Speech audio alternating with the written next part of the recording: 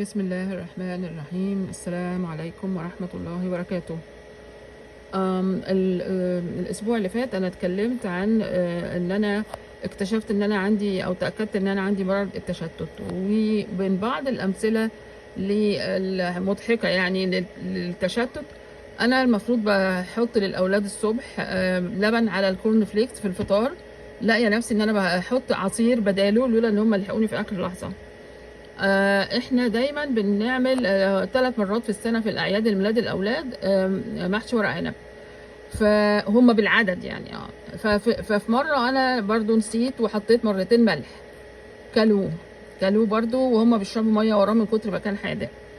وبعدين بعد كده مثلا في امتحان الثانوية العامة، أنا المفروض أول يوم كان عربي، فانا بقى قلت لها اول يوم بقى ولازم اراجع كويس. جبت كتب النحو بتاعت اخواتي من اولى اعدادي لغايه الثانويه العامه وراجعتهم.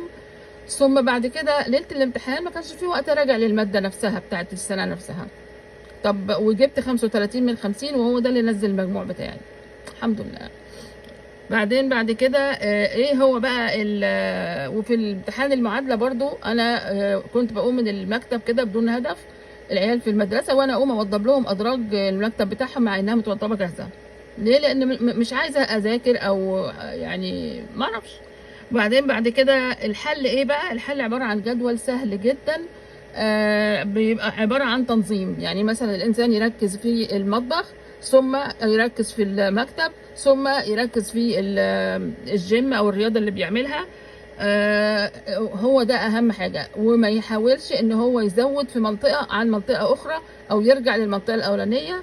وربنا يشفينا جميعا.